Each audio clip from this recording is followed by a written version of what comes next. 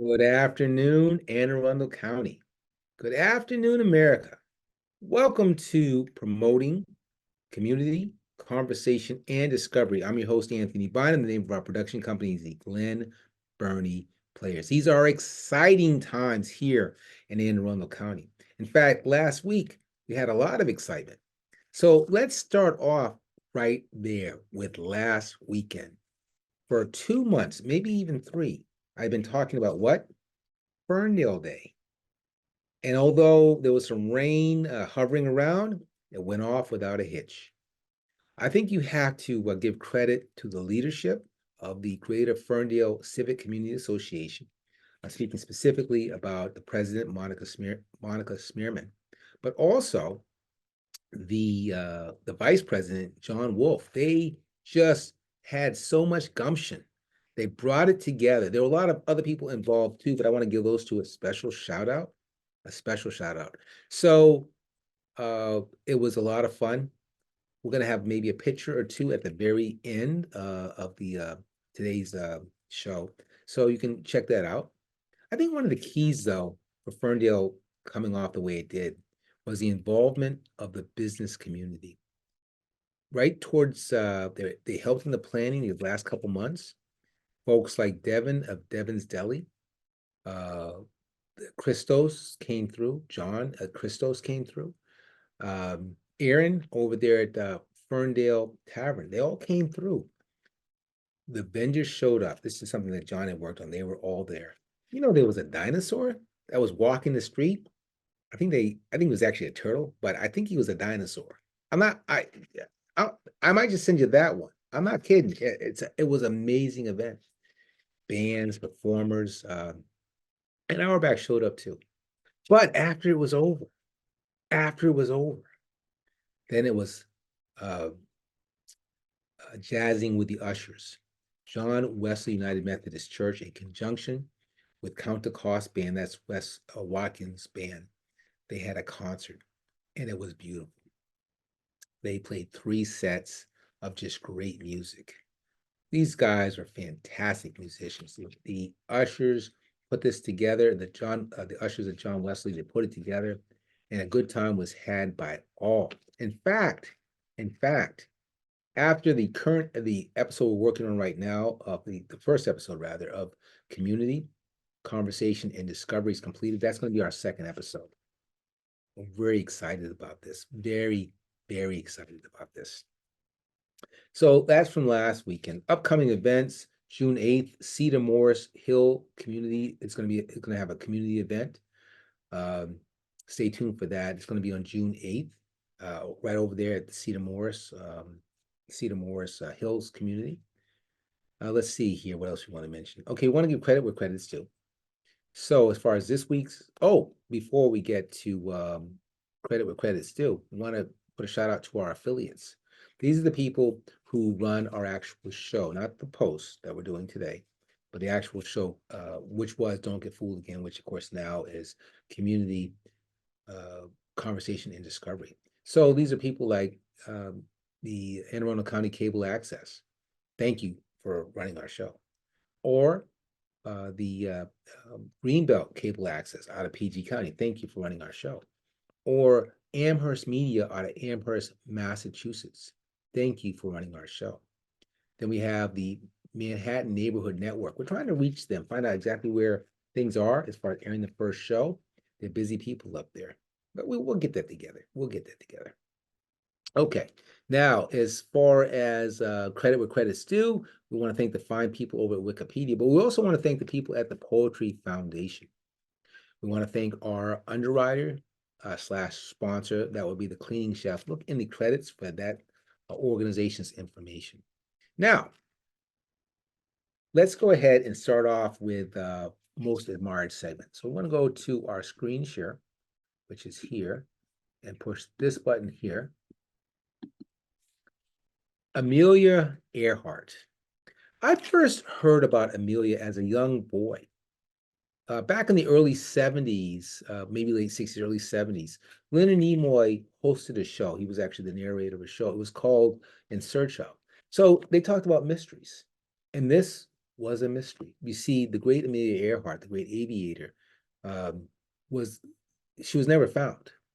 We'll talk about that in a second, but she was declared dead after like a year and a half. And there's some obviously mystery behind that. So let's talk a little bit about her life. Now, she was born July 24th, 1897.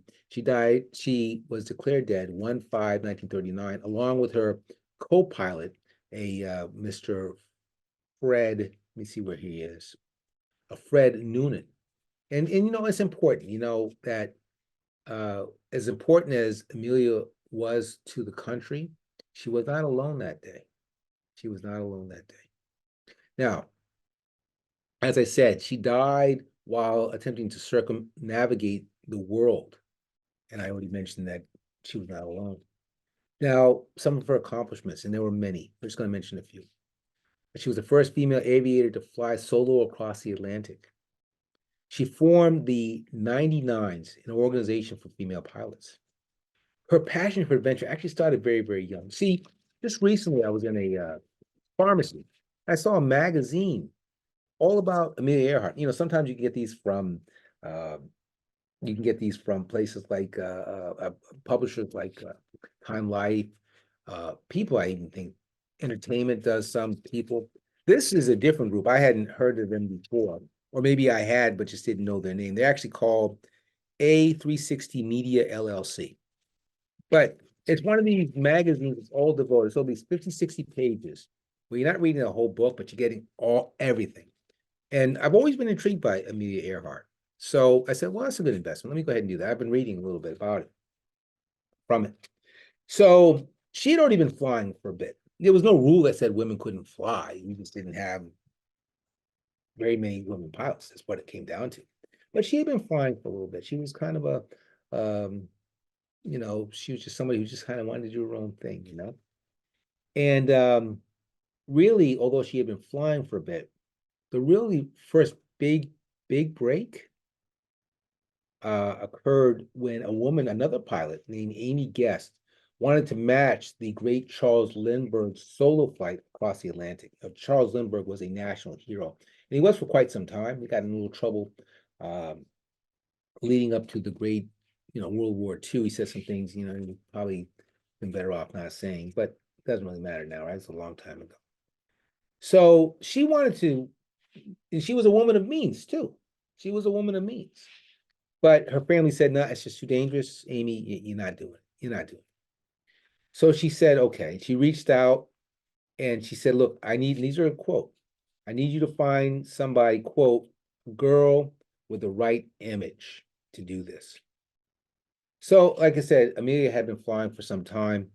And I'm not sure if she may have owned a plane. I'm not sure if she did or did not.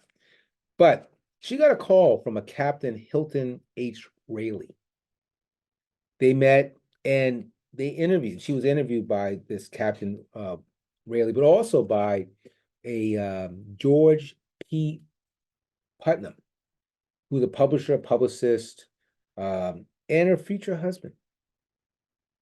And they asked her to accompany pilot Wilmer Stutz and co-pilot and mechanic Lewis Gordon across the Atlantic, and she said yes. And no, Amelia, she wasn't just there to do nothing, right? So they had her maintain the flight log. So that's a real job, right? So it's not like she was just sleeping, you know. They took off from Newfoundland, Canada, in a Fokker, which was one of these small little planes, probably a 4-passenger plane, probably something like that. Whenever they had that, I don't actually know if it's actually covered in these pictures here, but they arrived in South Wales 20 hours later, and they were actually off course somewhat, and they were actually late. So all this stuff was a little scary, but they made it, and then it was on, and she wanted to do more and more because she knew how to fly, and she had this experience, and all these things kept at her, go, go, go. Now there was some ups and downs, she for all the accomplishments, there were some business issues. Fortunately, she was able to work through these things, right? Like I said, I don't know if Putnam was a wealthy man, but he was a publicist, he was a business person. So I think they did pretty good together, best I can tell. Now, that said, that said, she's just a great lady. And there's always going to be a fascination. Like, for instance, this is one of the theories, right? So the plane went down sometime in 1938. The uh, Imperial Army, the great Japanese war machine, was already on the march. The plane went down in the South Pacific. So is it possible that they had something to do with it? Is it possible that it was shot down? Is it possible that she was captured? Is it possible that the Air Force, the United States military wanted to know, uh, how entrenched this war machine was? We'll never know. We'll never know. All we know is that she pushed the envelope, she pushed boundaries. And that's what makes her a hero. That's what makes her an icon. So for most admired, we have to look at Amelia Earhart this week. Okay. So now what I'd like to do is we're going to go on to our next, something of consequence regarding Anne Arundel County. Here we go. Last week, no, I think it was about 2 weeks ago, actually. I was running out of material. I was really worried about material for our show, Community Conversation Discovery. I said, I got to get back out here. I've got to keep doing segments, doing segments, doing segments. And I looked in the local events and I saw something called the Shady Side Spring Fling. I researched it a little more. I said, and I found out it was in Northern That's all I needed to know. It's all I needed to know. So I went out there early on Saturday morning and I had a heck of a good time. It was one of these community events, just like, Ferndale and just like the mayor of Linthicum and those types of things. So let's talk a little bit about Shady Side. Now, historically, Shady Side in 1790, Shady Side was known as the Great Swamp. Okay, so wow, up from there, right? Uh, it at one point it was served by a side wheel passenger steamer called the Emma Giles, which was out of Baltimore. Now, the 2010 census, I'm not sure why they don't have 2020, had a population of about 6,000 people. So there are a lot of folks who live out there, but it's pretty country. I will say that it's very pretty country. And the event that I went to rather, the Shady Side Spring Fling was actually supported by a Boy Scout troop.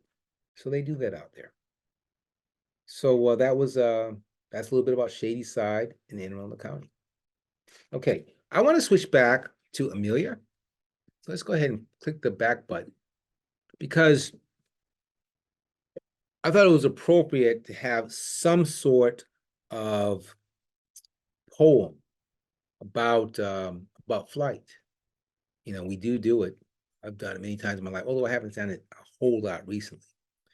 But this poem is again it's brought to us by the Poetry Foundation. It's called High Flight, and it was written by John Gillespie McGee Jr. And if I have this right, I don't have this in front of me, but I'm pretty sure this has to be the same one.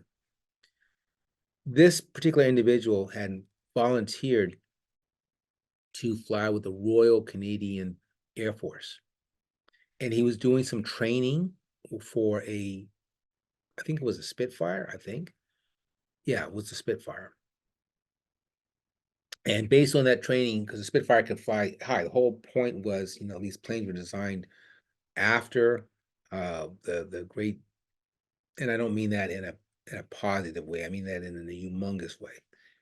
German war machine was I'm going to have to just edit that out and just pick it up from here because I can't pause. So let me go ahead and read this. High flight. Oh, I have slipped the surely bonds of earth and danced the skies on laughter slivered wings. Sunward I've climbed and joined the tumbling mirth of sun-split clouds and done 100 things you have not dreamed of, wheeled and soared and swung. High in the sunlit silence, hovering there. I've chased the shouting wind along and flung my eager craft through footless halls of air, up, up the long, delirious, burning blue. I've toppled the windswept heights with easy grace, where never lark nor ever eagle flew. And while with silent lifting, mind I've trod, the high untrespassed sanctity of space, put out my hand and touched the face of God. And again, that's called High Flight, and it was written by John Gillespie McGee.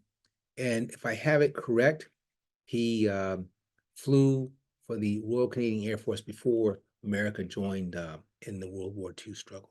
So what I'm going to do is stop the share.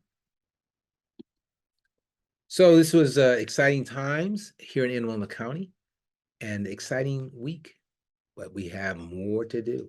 So for everyone here with the Glen Burnie Players, again, my name is Anthony Bynum. Until next time, bye-bye. And here is all of Ferndale's finest out on the boulevard. This year we are back to the boulevard. Woohoo! It's going to be a great day for Ferndale Day.